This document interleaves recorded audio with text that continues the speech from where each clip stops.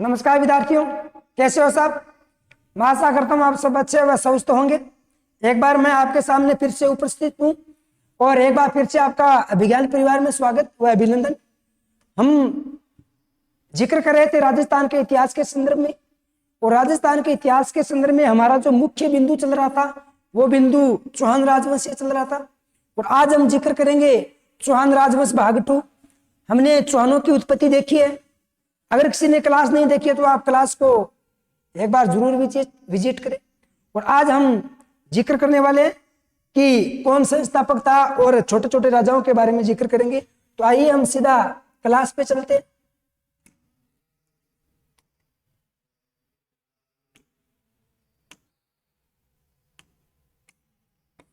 चलो,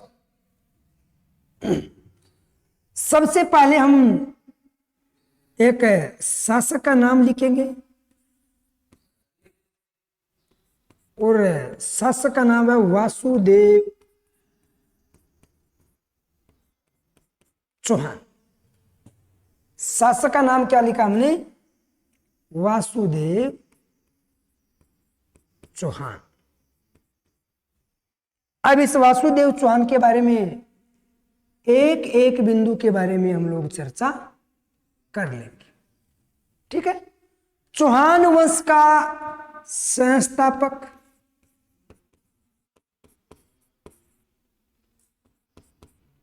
कौन हो जाएगा? वासुदेव चौहान। चौहान वंश का आदि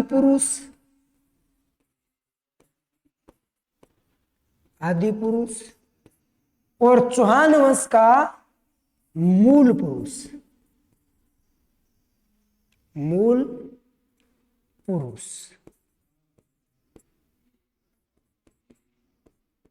कौन होगा?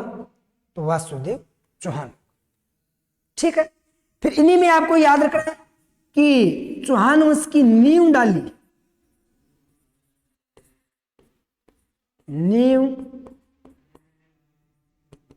कब डाली?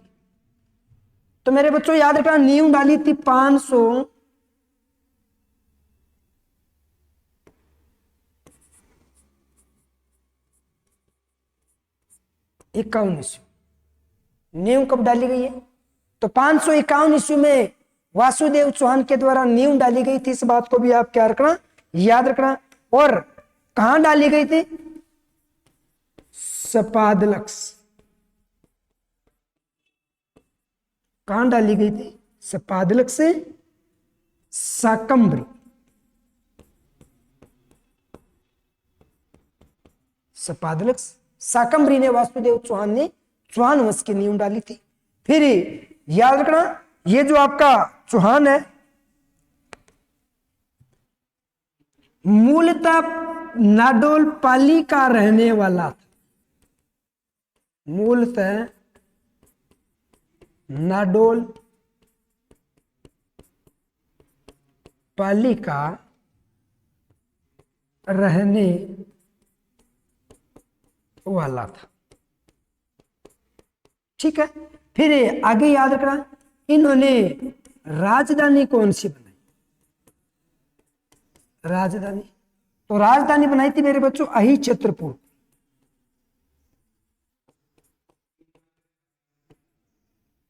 अहिछत्रपुर, और अहिछत्रपुर का जो वर्तमान नाम है वो आपका नागौर होगा, यानी नागौर का प्राचीन नाम। इसने क्या बनाई? राजधानी बनाई। फिर वासुदेव चौहान में आगे याद रखना मेरे बच्चों, इसने क्या किया?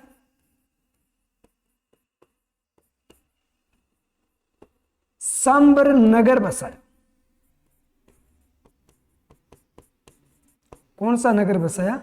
सांबर नगर बसाया था। किसने? वासुदेव चौहान ने। और इसी सांबर नगर में एक झील का निर्माण करवाया था। सांबर झील का निर्माण करवाया। सांबर झील का निर्माण करवाया। कौन सी झील का निर्माण करवाया? सांबर झील का। अब याद रखना, सांबर झील तो हमारी प्राकृतिक झील हम सबको पता है, लेकिन सांबर झील का निर्माण किसने करवाया? तो बिजोलिया शिलालेख के अनुसार। किसके अनुसार है?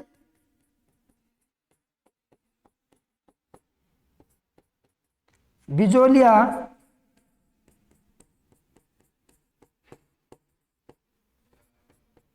शिलालेख के अनुसार, किसके अनुसार? बिजोलिया शिलालेख के अनुसार वासुदेव चौहान ने सांबर झील का क्या करवाया? निर्माण करवाया था। और याद रखना मेरे बच्चों, शाकंभरी माता के मंदिर का निर्माण करवाया था। शाकंभरी माता के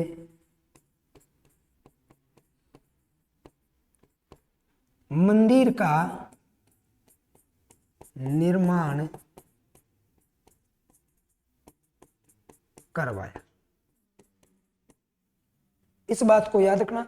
और शाकंभरी माता है, ये चौहानों की क्या है? कुल देवी, चौहानों की हो जाएगी कुल देवी। ठीक है, इसी सांबर नगर का निर्माण करवाया। और ये जो सांबर है, सांबर इसको मित्रों देवयानी कहा जाता है।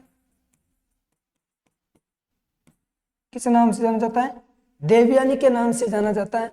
अब तीर्थों की नानी देवयानी, तीर्थों का मामा पुष्कर अजमेर, तीर्थों का भांजा मचकुंड धौलपुर, इस बात को आप याद रखना। तो वासुदेव चौहान है, चौहानों का संस्थापक है, आदि पुरुष, मूल पुरुष, नींव डाली 551 ईस्वी में, इस बात को आप याद रखना। सपादलक से शाकंभरी वाले स्थान पर है। मूलतः नाडोल पाली का रहने वाला था। राजधानी अहिच्छत्रपुर को बनाता है, जो वर्तमान नाम क्या है? वर्तमान नाम है नागौर हो जाएगा, इस बात को भी आप याद रखना। इनके अलावा शाकंभरी माता के मंदिर का निर्माण करवाया, जो इनकी क्या है? कुलदेवी मानी जाती है। और सांबर झील का जो निर्माण करवाया था बिजोलिया शिलालेख के अनुसार करवाया था, इस बात को भी आप याद रख लेना। ठीक है ना? तो ये हो गया आपका वासुदेव चौहान। वासुदेव चौहान के बाद में हम उन राजाओं का जिक्र करेंगे जिनका थोड़ा बहुत वर्णन मिलता है। हम सभी राजाओं का जिक्र नहीं करने वाले।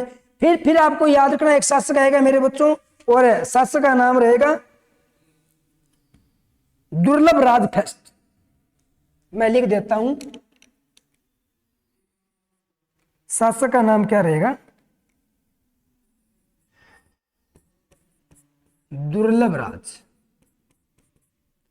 और ये दुर्लभ राज जो है ये क्या रहेगा? प्रथम रहेगा। इस दुर्लभ राज के बारे में आपको एक एक चीज नोट करनी है। और दुर्लभ राज के बारे में हमें नोट क्या करना है? ज्यादा कोई इसमें बात देखने वाली है नहीं। प्रतिहार शासक वत्सराज का सामंत था। हमने कल जिक्र किया ना कि ये गुर्जरों के सामंत हुआ करते थे। तो प्रतिहार शासक, प्रतिहार शासक वत्सराज का सामंत था।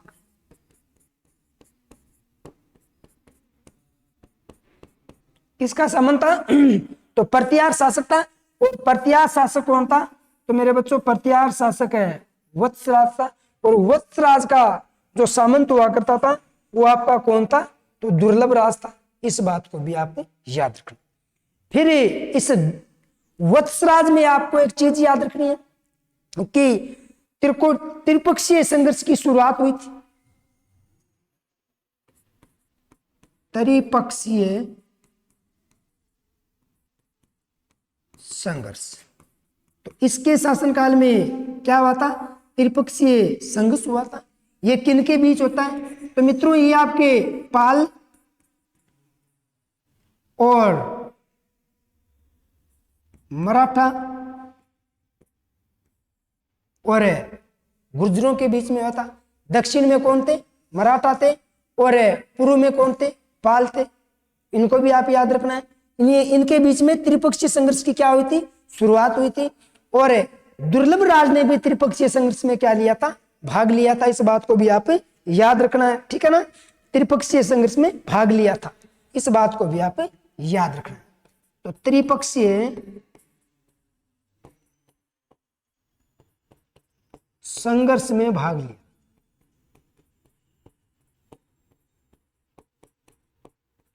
अब त्रिपक्षीय संघर्ष में जो भाग लिया है ना, उसने किसकी ओर से लिया है? तो प्रत्यारों की ओर से लिया है और वत्सराज की ओर से लिया। इस बात को भी आप याद रखना है। बस दुर्लभ राज के बारे में आपको इतनी सी बात याद रखनी है और आगे याद रखना, आगे एक शासक और आएगा और अगला जो शासक है वो है मेरे बच्चों गुहक प्रथम। अगला जो शासक होगा वो कौन होगा? गुहक प्रथम। ठीक है ना। इस गुहक प्रथम के बारे में आपको याद क्या रखना, छोटी सी बात याद रखनी है। देखो ये प्रत्यारों के सामंत थे, तो जब ये शासक बनता है उसमें प्रत्यारों का शासक कौन था और किसके सामंत थे? तो इसमें आपको याद रखना है कि ये नागभट्ट सेकंड का सामक था। यह गुर्जर प्रत्यार शासक नागभट्ट सेकंड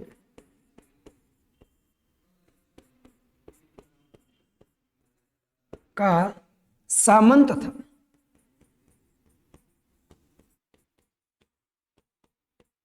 नागभट्ट सेकंड का क्या था? सामंत था। और दुर्लभ राज जो था वो किसका था? तो वत्सराज का सामंत हुआ करता था। इस बात को भी आप याद रखना। ठीक है ना। फिर इसी के काल में एक चीज और याद रखना, गुहक प्रथम के काल में सिक्कर में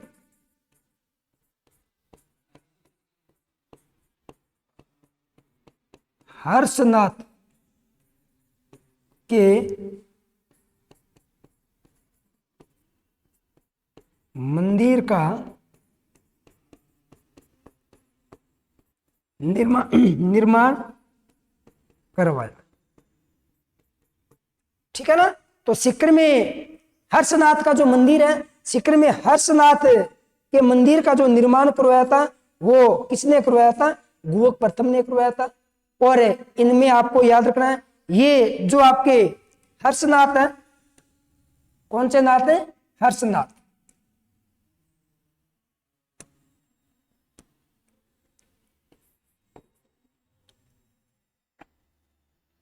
चौहानों के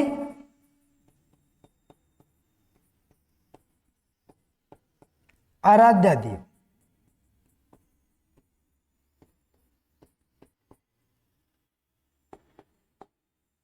आराध्य देव माने जाते हैं। चौहानों के क्या माने जाते हैं? आराध्य देव माने जाते हैं। कौन माने जाते हैं? तो आपके हर्षनाथ। और हर्षनाथ के मंदिर का निर्माण है गुहक प्रथम के काल में हुआ था। इस बात को आप याद रखना है। फिर आगे सुनना, ये नागभट्ट सेकंड है और नागभट्ट सेकंड के सामंत है।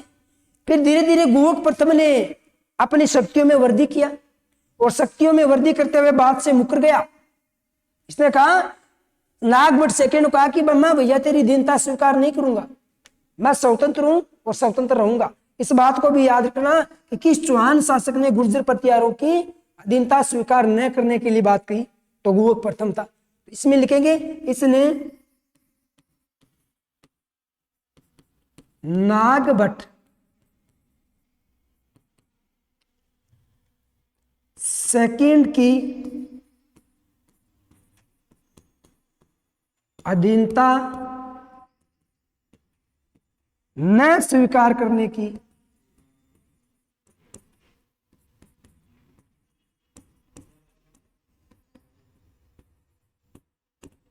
बात कही।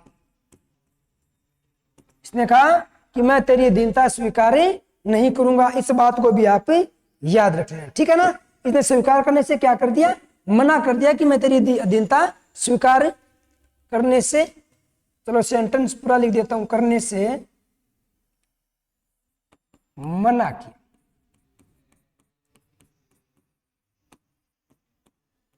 इसने क्या किया?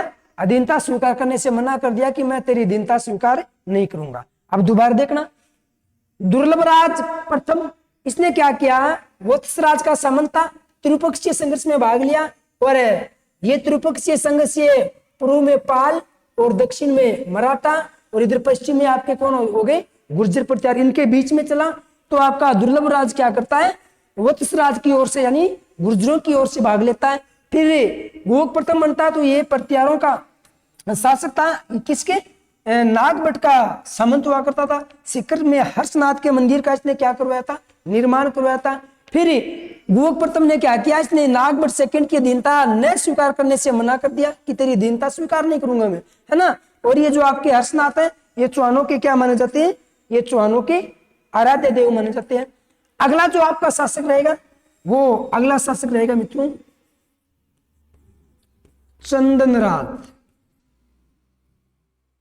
शासक का नाम क्या है, चंदनराज। इस चंदनराज के बारे में सुनो। इस चंदनराज के बारे में जानकारी मिलती है कि इनकी जो रानी थी वो रानी थी रुद्राणी। रुद्राणी, इनकी रानी का नाम क्या था, रुद्राणी रानी। और रुद्राणी रानी आत्मप्रभा, रुद्राणी रानी आत्मप्रभा।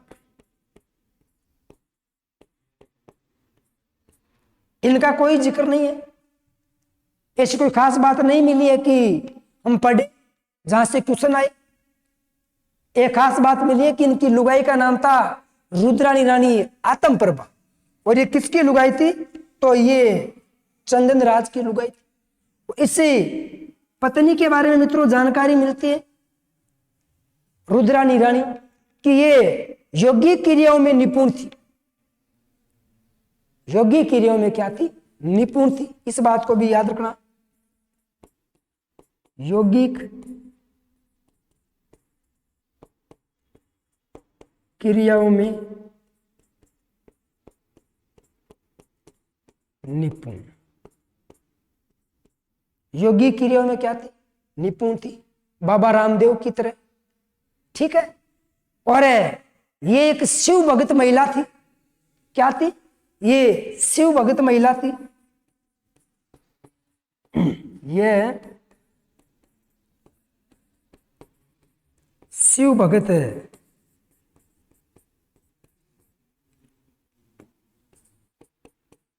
महिला थी। कौन है, तो रानी रुद्राणी आत्मप्रभा शिव भगत महिला थी। इसके बारे में याद रखना। और इन्हीं के बारे में जानकारी मिलती है कि ये पुष्कर झील के किनारे, कौन सी झील के किनारे, पुष्कर झील के किनारे, किनारे प्रतिदिन 1000 दीपक जलाती थी। कुछ जगह तो ऐसा मिलता है कि इसमें 1000 शिवलिंग और शिवलिंग के सामने एक एक एक एक करके दीपक जलाती थी। तो इस बात को याद रखना है, पुष्कर झील के किनारे प्रतिदिन 1000 दीपक किसने, कौन जलाती थी, तो रुद्राणी रानी आत्मप्रभा जलाती थी। इस बात को भी आप याद रखना। पूरे दिन ये काम किया करती थी, क्योंकि 1000 दीपक जलाना कोई छोटी बात थोड़ी है, पूरे दिन का काम हो गया है, ठीक है। तो इस चंदनराज के बारे में आपको इतनी सी बात याद रखनी है। और इसका नाम कुछ जगह चंद्रराज भी मिलता, कोई बड़ी बात नहीं, चंद्रराज। तो इससे तो आप चंदनराज कह दो या चंद्रराज कह दो, एक ही बात है, कोई बड़ी बात नहीं है। तो इसको भी आप याद रखना। फिर आगे आना, और आगे एक शासक आएगा मित्रों, और शासक का नाम है वाकपति राज। मैं इसको आगे कर देता हूं, वाकपति राज। इस वाकपति राज में आपको याद क्या करना है, इस वाकपति राज में आपको याद ये करना है, इसके 3 पुत्र थे। इसके पुत्र कितने थे, 3 पुत्र थे। इस बात को आप याद रखना। अब पुत्र 3 कौन कौन से, तो देख लेते हैं इसके पुत्र। एक पुत्र का नाम मिलता है मेरे बच्चों सिंहराज। मैंने यहां लिख दिया सिंहराज। ये किसका पुत्र है? तो वाकपति राज का। दूसरा एक पुत्र और मिलता है, नाम है लक्ष्मण देव। ये लो जी, लक्ष्मण देव। और तीसरे नंबर का एक पुत्र और है, उसको आप लिखो चाहे ना लिखो कोई बड़ी बात नहीं, नाम था विंध्यराज। चलो लिख लेते हैं, विंध्यराज। इसको तो हमें कोई जिक्र ही नहीं करना इसके बारे में, तो इसके बारे में हमें कोई जिक्र नहीं करना। अब देखो, ये जो लक्ष्मण देव है ना, इस लक्ष्मण देव में आपको याद ये रखना है,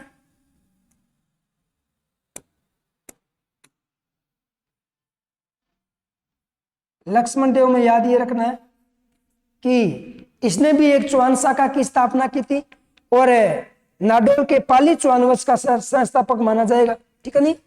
तो नाडोल के चौहान राजवंश, चौहान वंश का उसका संस्थापक।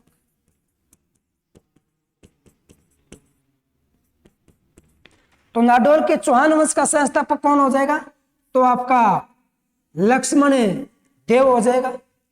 इसके बारे में आगे हम नाडोल के पढ़ेंगे, तब पूरा डिटेल से पढ़ेंगे कि कब इसने नाडोल के चौहान वंश की नींव डाली थी, कहां से आया, कैसे नींव डाली, करेंगे, जिक्र करेंगे, एक एक बिंदु के बारे में पढ़ेंगे। और विग्रह राज के बारे में याद रखना, इसने एक उपाधि दान की थी, उपाधि। सॉरी, सिंहराज के बारे में ध्यान रखना, इसने एक उपाधि दान की थी और इसने उपाधि दान की थी महाराजा धीराज की। वेरी वेरी इंपॉर्टेंट, महाराजा धीराज। तो महाराजा धीराज की उपाधि दान किसने की? तो महाराजा धीराज की उपाधि वाकपति राज के पुत्र सिंहराज के द्वारा की गई थी। इस बात को भी आपने याद रखना। ठीक है नहीं? फिर एक चीज और याद रखना, ये उपाधि जो धारण की है ना, ये सर्वप्रथम उपाधि धारण की है। इसमें हम लिख सकते हैं सर्वप्रथम, सर्वप्रथम ये उपाधि धारण करने वाला, ये उपाधि धारण करने वाला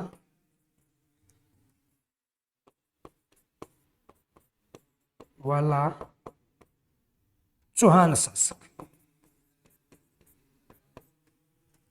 चौहान शासक। समझ गए? अब सर्वप्रथम का मतलब क्या है? ये जो महाराजा धीराज की उपाधि है ना, कौन सी उपाधि? महाराजा धीराज। और महाराजा धीराज की सर्वप्रथम उपाधि धारण करने वाला जो शासक होगा वो आपका कौन होगा? तो सिंहराज होगा। इस बात को आप याद, बस इसमें डिटेल इतनी रखनी है कि वाकपति राज का पुत्र था सिंहराज, दूसरा पुत्र था आपका लक्ष्मण देव और तीसरा विंध्यराज। तो विंध्यराज का तो काम ही खत्म है, समझो कुछ नहीं है। और सिंहराज ने क्या किया? एक तो उपाधि धारण की थी महाराजा धीराज की, इस बात को याद रखना। और ये सर्वप्रथम व्यक्ति था जिसने महाराजा धीराज की उपाधि धारण की थी। और इसने क्या किया? नाडोल के चौहान वंश की स्थापना की थी। आगे चलो, आगे आपको याद रखना है, अगला जो शासक बनता है वो विग्रह राज सेकंड। कौन बनता है? विग्रह राज सेकंड। अब इस विग्रह राज सेकंड के बारे में देख लेते हैं। ये अपने आप में इंपॉर्टेंट राजा है मेरे बच्चों, इसको याद रखना है। विग्रह राज सेकंड को, विग्रह राज सेकंड को क्या रखोगे? याद रखोगे।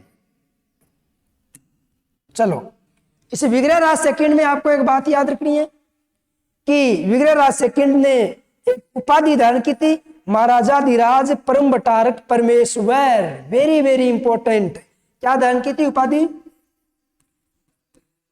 उपाधि महाराजा धीराज परम बटारक, परम बटारक परमेश्वर। इसको तो आप याद है, पक्का ही कर लो कि चौहान वंश का वह शासक जिसने महाराजा धीराज परम बटारक परमेश्वर की उपाधि धारण की, तो वो हो जाएगा मेरे लाडलो आपका विग्रह राज सेकंड। फिर इसमें याद रखना उपनाम, ये किन अन्य नामों से जाना जाता है, तो उपनाम में याद रखना है विग्रह राज सेकंड को कहा जाता है मित्रों गंगा और मतंगा शासक। किस नाम से जाना जाता है? गंगा। और जो मतंगा शासक कहा जाता है, मतंगा शासक, वो किसको कहा जाता है? तो विग्रह राज सेकंड को कहा जाता है। इस बात को आप नोट करें, इन दो लाइनों को आप आराम से नोट करें और बार बार पढ़े। बहुत ही शानदार किसने उपाधि महाराजा धीराज परम बटारक परमेश्वर की उपाधि दान की थी। ठीक है, फिर इसका जो उपनाम है वो एक तो हो जाएगा आपका गंगा और दूसरा क्या हो जाएगा? दूसरा हो जाएगा मतंगा। फिर देखो एक शासक था चालुक्य वंश का शासक था मूलराज प्रथम। चालुक्य वंश का शासक कौन था? मूलराज प्रथम। और मूलराज प्रथम गुजरात का शासक था, अहिलनवाड़ा का शासक था। और मित्रों ऐसा उल्लेख मिलता है कि मूलराज प्रथम और विग्रह राज द्वितीय के बीच में युद्ध होता है। और इस युद्ध में जानकारी मिलती है कि मूलराज सेकंड को ऐसा लपकाया कि भैया वो तो सॉरी मूलराज प्रथम को ऐसा लपकाया कि वो तो लपकना भूल गया। याद रखना चालू के शासक था और जब लपकाया था ना, इतना भयंकर लपकाया कि उस बंदे को कन्याओं के मंदिर में छुपना पड़ा। कौन से मंदिर में? कन्या मंदिर में छुपना पड़ा था। इस बात को आप याद रखना, ठीक है ना। तो हम इसमें लाइन नोट करेंगे कि चालुक्य शासक, चालुक्य शासक मूलराज प्रथम को परास्त किया। क्या किया? मूलराज प्रथम को परास्त किया। और ये कहां का शासक था? तो गुजरात का। कर लोगे याद? इसने क्या किया? चालुक्य वंशीय शासक मूलराज को पराजित किया। फिर भड़ोच से गुजरात में आशापुरी माता का मंदिर बनवाया। आगे देखो, भड़ोच गुजरात, भड़ोच गुजरात में आशापुरी माता का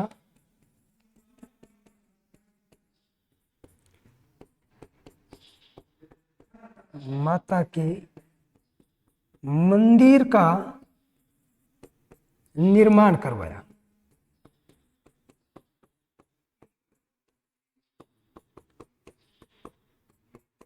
तो भड़ोच गुजरात में आशापुरी माता के मंदिर का निर्माण भी किसने करवाया था? तो आपने विग्रह राज चतुर्थ ने करवाया था। इस बात को याद रखना। फिर आगे याद रखना मेरे बच्चों कि इसी के शासनकाल में हर्षनाथ का शिलालेख लिखा गया था सीकर में, ठीक है नहीं? तो इसमें हम लाइन नोट कर सकते हैं कि 933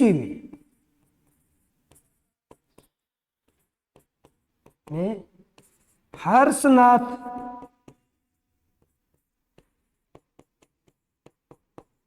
अभिलेख लिखवाया गया।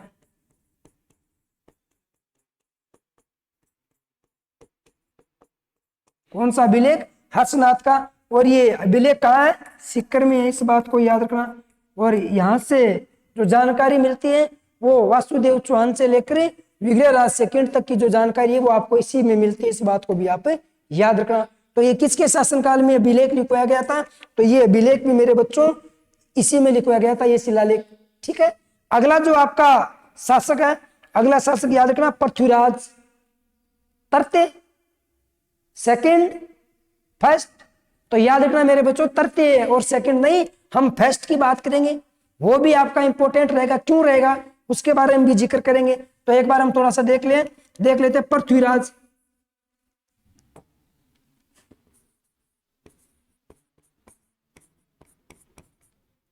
पृथ्वीराज प्रथम। सेकंड का भी नाम नहीं लेंगे हम, सेकंड का भी नाम नहीं लेने वाले।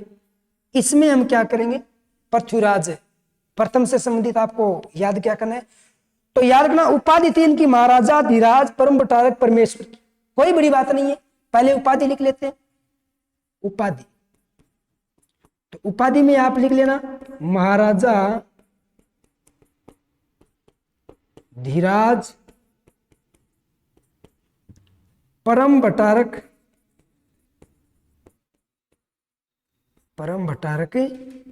परमेश्वर।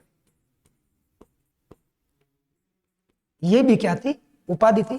तो ये पीछे भी आई है और इनका जिक्र में अब भी किया है। लेकिन इसके लिए इंपॉर्टेंट बात क्या है? वो इंपॉर्टेंट बात ये है कि पृथ्वीराज जो आपका प्रथम है ना, ये भी किसी से कम नहीं था। इसके बारे में जानकारी मिलती है कि पृथ्वीराज प्रथम ने 700 चालुक्यों की हत्या की थी। कितने चालुक्यों की हत्या की थी? पुष्कर में 700 चालुक्यों की हत्या की थी, क्योंकि ये ब्राह्मणों को लूटने के लिए आए थे। किसको लूटने के लिए? ब्राह्मणों को लूटने के लिए आए थे। इस बात को भी याद रखना कि 700 चालुक्यों की हत्या की। एक नहीं, दो नहीं, तीन नहीं, 100 नहीं, 500 नहीं, 600 नहीं, 700 एक साथ लपका दिया था इनको। और क्यों लपका दिया था?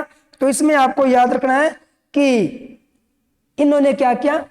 पुष्कर में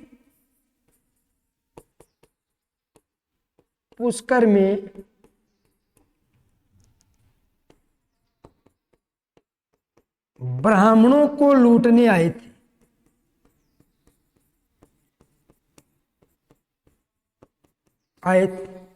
इस बात का पता किसको चला? पृथ्वीराज। और पृथ्वीराज ने कहा कि मेरे क्षेत्र में कोई दुश्मन आता है और वो हमारे सर्वश्रेष्ठ ब्राह्मणों को लूटता है। देखेंगे, करेंगे इनके बारे में बात। इस बात को आपको याद करना है, ठीक है नहीं? और ये बात कब की है? ये बात हत्या कब की है? तो 1105 की है। 1105 में एक साथ 700 को लपकाने का कार्य जो करता है वो आपका पृथ्वीराज प्रथम ही करता है। इस बात को भी आप याद रखना। फिर आगे इसमें याद रखना मित्रों, एक इसका सामंत हुआ करता था। किसका सामंत है? पृथ्वीराज का सामंत। और वो था राजा हट्टड़।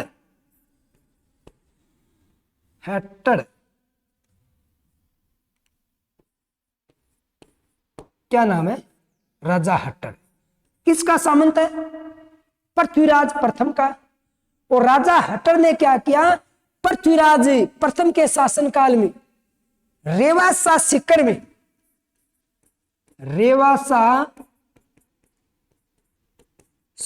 में हट्टड़ ने एक मंदिर का निर्माण करवाया। और कौन से मंदिर का? तो जीण माता के मंदिर का निर्माण करवाया। मंदिर का निर्माण करवाया। आई बात समझ में? तो देखो, जीवन माता के मंदिर का निर्माण है इसने करवाया था। तो पृथ्वीराज प्रथम ने नहीं करवाया था, राजा हट्टड़ ने करवाया था। और राजा हट्टड़ क्या था? ये सामंत हुआ करता था किसका? पृथ्वीराज प्रथम का। दूसरी बात है, एक चीज याद रखना, जीण माता जो है मित्रों, इनका मंदिर रेवासा सीकर में बना हुआ है। और ये चौहान वंश की आराध्या देवी है। हालांकि शेखावाटी के जो चौहान है उनकी कुल देवी भी मानी जाती है, ऐसी कोई बात नहीं है। लेकिन चौहानों की अगर आपसे प्रश्न पूछे कि चौहान वंश की कुल देवी कौन है, उसमें ऑप्शन आपके शाकंभरी माता है।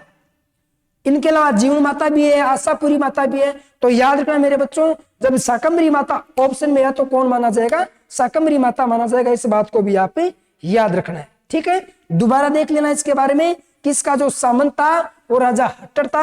और राजा हट्टड़ कहां का सामंत था, कहां का वो राजा था? इसमें भी याद रखना, एक रियासत मोहिल, क्षेत्र का नाम क्या?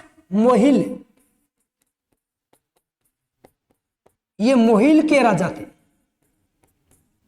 शेखावाटी क्षेत्र में मोहिल के राजा हट्टड़ ने रेवासा सीकर में इसका क्या करवाया था? निर्माण करवाया था। अब हम एक बार पुनः देख लेते हैं हमने किन शासकों के बारे में जिक्र किया है। चलो, सबसे पहले हमने जिक्र क्या किया है, तो जिक्र में याद रखना मित्रों, वासुदेव चौहान से शुरुआत की थी। और वासुदेव जो चौहान है वो संस्थापक माना जाता है, चौहान वंश का आदि पुरुष, मूल पुरुष है। इसने चौहान वंश की जो नींव डाली थी 551 ईस्वी में सपाद्रक सांबर में डाली थी। और मूलतः ये नाडोल पाली का रहने वाला था और इसकी राजधानी यही चित्रपुर को बनाया था। वर्तमान में क्या है, नागौर है। फिर सांबर नगर बसाया था और सांबर झील का निर्माण करवाया था। लेकिन ये सांबर झील का निर्माण बिजोलिया शिलालेख के अनुसार है। वैसे हम सबको पता है ये 32 किलोमीटर लंबी है, तो प्राकृतिक झील है। और ऐसा बताया जाता है कि सांबर कस्बा जब बसाया था ना, तब ये अपने एक ऋषि के पास गए कि मैंने कस्बा बसा दिया है, लेकिन अब इस कस्बे में पीने के पानी की व्यवस्था आप कीजिए। तब उस ऋषि ने कहा था कि तू यहां से चल, जितना चल सके उतना चल, पीछे मत देखना, जहां तक तू चलेगा वहां तेरे पीछे पीछे पानी आएगा। ऐसा बताया जाता है कि आपका वासुदेव चौहान 32 किलोमीटर तक चला था।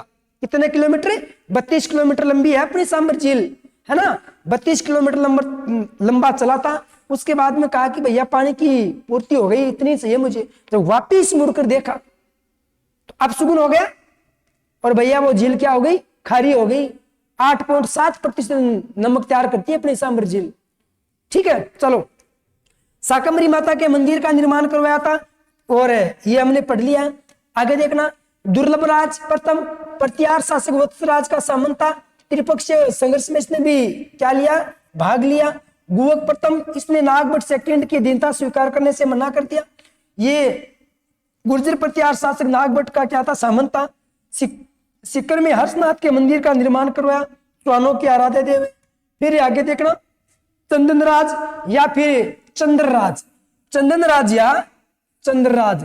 इसकी पत्नी का नाम रुद्रानी रानी आत्म प्रभा, योगी क्रियाओं में निपुण थी, एक शिव भक्त महिला थी। पुष्कर झील में प्रतिदिन 1000 दीपक जलाती थी, इस बात को भी याद रखना।